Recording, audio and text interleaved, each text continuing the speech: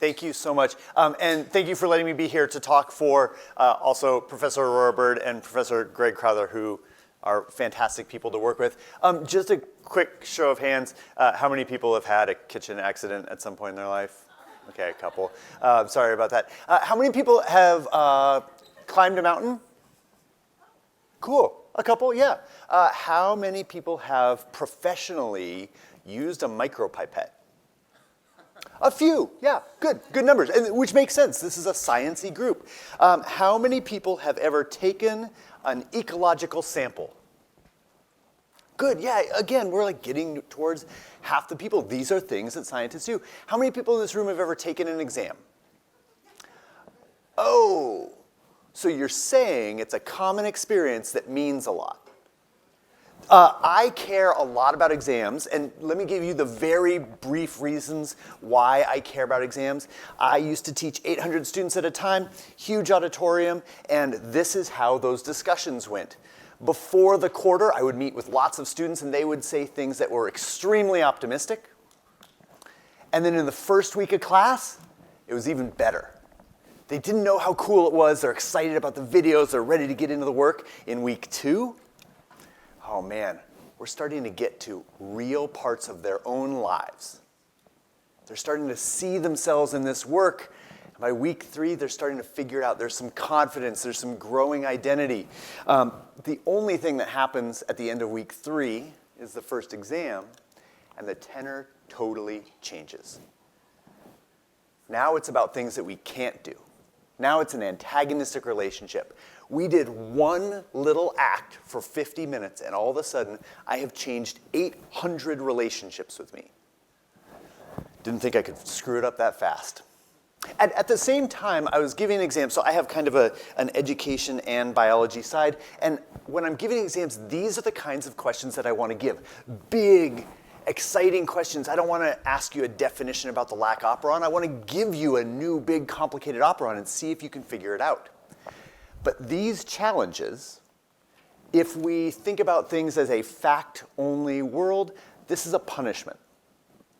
Where if we think about science skills and doing authentic science as the point, then this kind of question is really a reward. It's like a chance to show off what you've learned. So you can see why we're thinking about open science and exams. Similarly, let me give you just a little bit of mental model for 90 seconds or so. This is, I do not believe from the last 2 days of this conference that anybody holds this mental model, but this is a very common mental model that if this is our instructor has students, the instructor contains the knowledge. And then what we do in education is we transfer that knowledge into students. You and I both know this is a straw man, and that really education is much more like this, where that knowledge is something that the instructor is part of and more central to, and then the student is in that knowledge, hopefully doing things, and moving to different parts of the knowledge, and making some decisions. And sometimes those take them out, sometimes those are mistakes, sometimes those are broadening of opportunities. But as these possibilities increase, we see that student coming closer and closer to the core of the field, to understanding what it means to be whatever this instructor knows that they are there to gain the value of. We can do something similar for assessments. So again, if that's science education, then assessments are this thing, like a TV screen or a piece of paper where we want to display something. So that student walks in with knowledge, if we're looking at a naive model, and they display that knowledge. And then our job as instructors on high in our ivory tower is to take factual data, to assess that factual data, and then decide what their grade should be. Again, I do not think anybody in this room actually thinks of this as their model, but we all keep parts of these naive models as we work. What we think we're moving to is that when we're assessing deeper, open, authentic science practices, that we want our students to demonstrate critical skills. Some part of that work that they've done, we want them to show us. And hopefully, what we choose for them to show us motivates their practice. I don't know about you, but I do show up at work sometimes because they pay me. And we pay our students in points. And so what we put on our exams really determines what they will practice, if we can guide that well. And then we hope that this will make not just grades, which as a community college professor, there is no way I can get out of giving grades, but also authentic feedback. And so it's not just that assessments are this thing that I tack onto the end of the quarter, but there's risk and opportunity in trying to make great assessments. There's power there.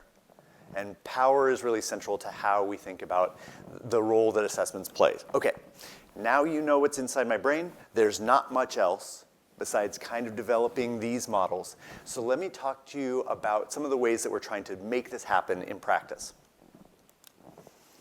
Okay, how do we make, good. I know what I'm supposed to say. So if you go into the Allen Educational Resources, you find amazing things in there. So thank you to the people in the room that developed this. But there are visualizations of, this is endoplasmic reticulum in different parts of the cell cycle. And students cannot just see these static images. They can play with them and move them and zoom them in and out and start to see that the endoplasmic reticulum is not a bubble. It is this living, vivacious thing that we truly do not understand. So students can interact with this data, they can ask questions and collect their own data, and they can go deeper, right? They can start to hypothesize what's happening and build their own models. As some part of this model, forgive me if you've heard this before, they may see that the endoplasmic reticulum has some shapes, and those shapes might suggest interaction with the nuclear envelope. If you've never heard this before, you gotta check out these Allen resources. There's some cool stuff. So how do we assess this? Well, often this would be assessed something like this. I'll give you 20 seconds to read this question, which is about how long we give students to read these questions in many exams.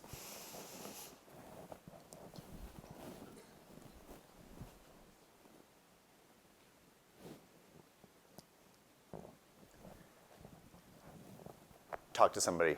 Do you know what the answer is?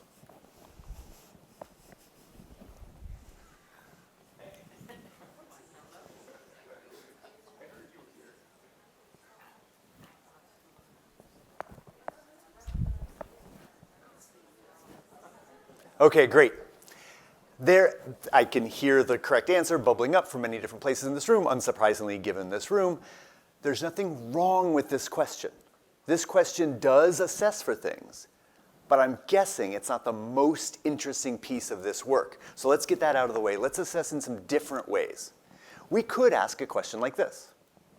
Now, this is multiple choice, and it has some pieces that really speak to the idea of morphology of the endoplasmic reticulum. There are other ways that we could assess this on a piece of paper in a timed way. We could ask people to point out the parts of the diagrams that are important and to tell us how they know. We could have students draw their own diagram. We could even have them reflect in some written way on the things that they have learned. And again, there is nothing wrong with these questions at all. But I would challenge you to ask, do these really assess higher level thinking or some lower level thinking? Do these require science process skills to do, or could they have been memorized? Do you think these might surprise a student when they walk into the exam? And does surprise lead where we want it? And do these match the depth of open science? Well, I'm posing these questions in a rhetorical way so I can get you to say no and to think about like what might be the next step, because wherever we're at instructionally, we're always just trying to take steps, right? There's no, you get your exams to here and then you get a badge.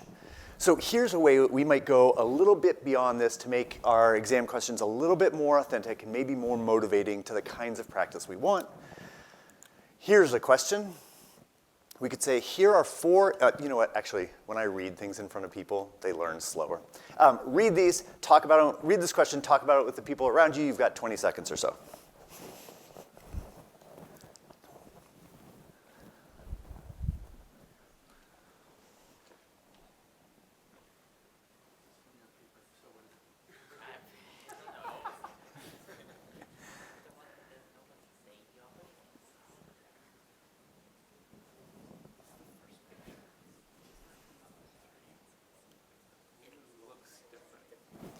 I've given you just a very quick chance to read this. So, with the person you're talking to, do you think this is higher or lower order thinking? Does it require science process skills? And could it surprise students? Go for it. I'll be calling on people randomly.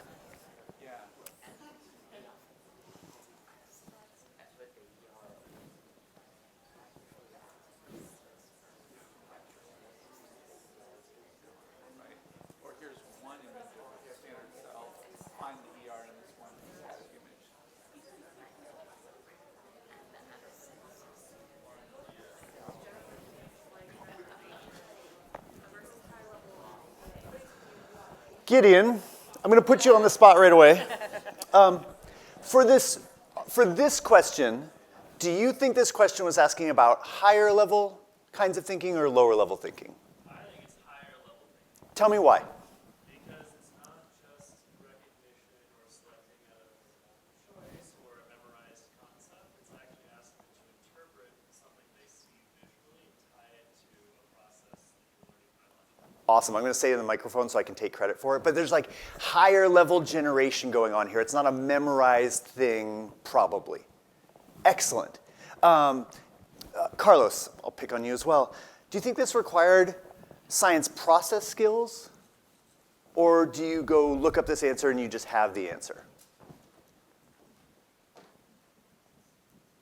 I think it requires interpreting the question a little bit and the images, something that may not be what they typically see on an exam and a diagram of the ER. So it does require some processing. Yeah, we're getting up there. We're starting to do some real science questioning. Awesome. And Caitlin, I'm going to pick on Ellie here next.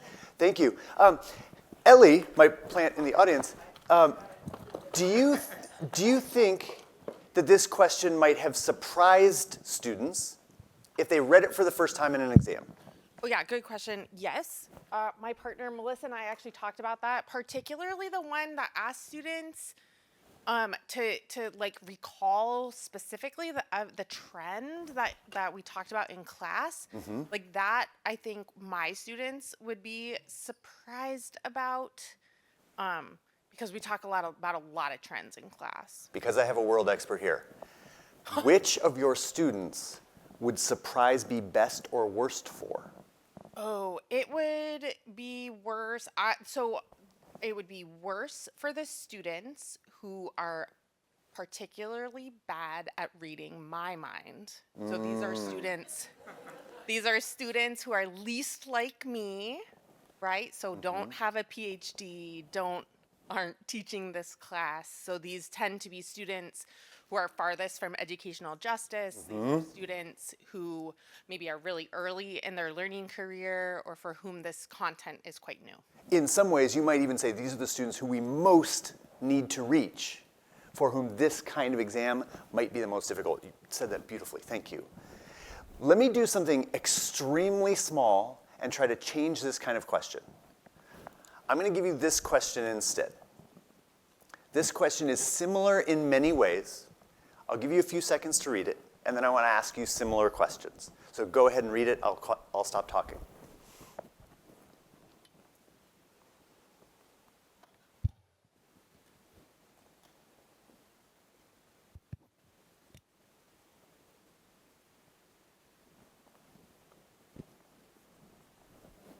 Okay, please follow along with the leaders in your area who are already whispering about this. And I want to point you specifically to this question. Are there any confusions about this question that if you had time, you could clear up? I'll give you some time. Let's talk about it.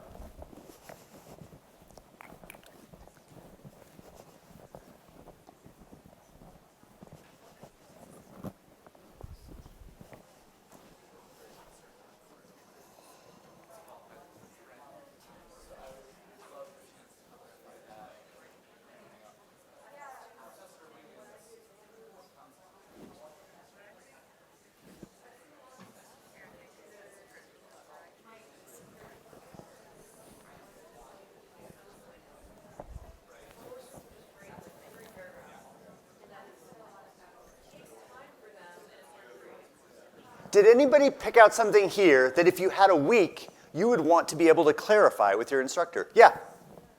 What is the could ask, what do we mean by trend? And that might get us closer to showing our actual understanding on the exam instead of getting around this word that isn't necessarily part of the scientific content. Great. Anything else? Yeah. Yeah, related to that, we were thinking about how you're defining evidence. Mm-hmm. So what is that? Oh, maybe that's as little as the professor saying, here's what I mean by evidence. Maybe that's a rich discussion of what evidence actually means in this context. But either way, as a student, you would get a chance. Yeah. Anything else you would want clarified if you had a week? Because most of our students don't have a week. I'm doing the thing where I just make sure everybody gets a chance. Go for it. I think saying 2 to 4 sentences is really helpful for students to know when they fully answered the question. You said telling them that we're going to want it in 2 to 4 sentences is really helpful. Why? As if I've never heard of this before. Yeah, so I think students really struggle with ambiguity. Okay. And so knowing how much to write to feel like they're fully expressing themselves. And some students might end up writing 2 to 3 paragraphs and then not finishing the rest of the exam because they spent so long trying to get the best answer possible. So just letting them know, like, what are we looking for here? What's reasonable amount of time? Awesome. We're being really explicit about the rules here so that they have a sense for the kind of answer we're looking for. We're getting them closer to that target. And we prevent them from writing an entire essay that might hurt the rest of their exam performance. That 45 minutes goes by real fast. Okay, awesome. We think this is getting the same higher level thinking, the same like process skills, but now there's a lot less surprise. And crucially, we are incentivizing deeper science skills. A student could look at this question and say, well, I actually should probably go get some images, and I should look at them, and I should practice. And if you do this, you walk into the study area of the library, and you see a whole bunch of sketches of Sec61 cells up on the wall, and students have hypothesized things, and they are doing the science that you want to incentivize. I have been accused in the past of doing one little thing of just giving them some time to read exam questions beforehand and then taking credit for lots and lots of positive outcomes from it, and that is exactly what I'm doing. Okay, with the limited time that I have, I am going to race through a few more things. If you think that you can incentivize students to do a few things, here are some ways in a public exam, the words we're using, format to do that. So you might say, examine some images, you won't get them until the exam, and put them in order of mitosis. You might say, here's something totally different that you haven't studied, but this is about microtubules. We'll give you a question about morphology, and then you can practice with different images that show something about morphology. Or you could practice with this image and try to figure it out using your science process skills. Or we could say, imagine that your research team is trying to investigate something using what you learned when you investigated the Sec61 cells. How would you go about that? And depending on what you care about the most, whatever is like deep in your heart, if you really care about them understanding how the ER changes, do that one. If you really care about their practicing their morphology process skills, you've incentivized that. And if you really care that they think about research methods creatively, here's a different kind of question. And giving them some exam preview means you get to choose instead of being locked into this paper form of multiple choice. Okay, I told you it was going to go fast. I'm going to keep going very fast. Here's what students experience at Antelope Valley College. Down in Central California, they experience poor air quality. They experience changing weather and climate over time. They experience different kinds of weather than the rest of the state. These are things in their lived experience on an everyday basis. And so what we've done with Professor Aurora Bird is we've worked on ways to use exam preview to put this explicitly on the exam. The format that we've used, so this is different kinds of open source data. And what we've used is something called a test question template, developed by the fantastic Dr. Greg Crowther. In this test question template, we have a couple of different things. I know this is a lot, and I'm going to go through it fairly quickly, but we have lots of resources for these things. There's a learning objective with the exam questions, so they're not living in two different places. All of this goes to students a week ahead of the exam at least. And part of that is that they see contrasting cases, so different ways of testing about these open resources, and in alternative formats. When you use contrasting cases, the most important stuff boils out, and the surface details can fade away a little bit. And then this data is local and relevant. Students care about these answers. There's a little bit more likelihood that they are going to put that energy in, or when they get their first really bad grade, a little bit more likelihood that they're going to care enough to keep going. If you have not read the Theobald paper about how local data matters more, you absolutely should. Okay, had we given somebody this question on exam, totally unfair, yeah? But a week ahead of time, just like it would be in your lab, you can work on that. You can work with other students, you can ask questions, it's much more reasonable. And I'm over time here, so I'm going to end by saying we are doing a lot of research right now. We have our second cohort working right as we speak, and as a reminder, this means that we are trying to re-engineer the plane while we are flying it. That research is having instructors at two-year colleges that have two different sections of the same class. So they'll change one, and we keep controlling for the instructor-student relationship. We're going to take in a bunch of different data, and the findings about having less anxiety and having students more focused on more interesting content, we hope those are going to hold up even when Greg and I are not actually teaching the class. So we're finding a diversity of instructors to test these things. If you're interested in what we do, we have a website. All of these slides are going to be available to you. This is if you have lots of questions about our research, which obviously I hope you do.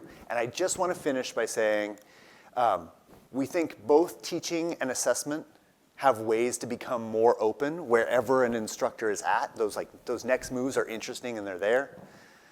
And going beyond normal exams, whatever normal means, can be low-tech and evidence-based. Last thing I'm going to say is that you're interested in exam preview methods like we are. We think these are showing promise of being the kinds of exams that are worthy of attaching to open science classes. And we would love to talk more with anybody at any time about these things. Everything that we referenced here is linked over to this side. And thank you so much for your time.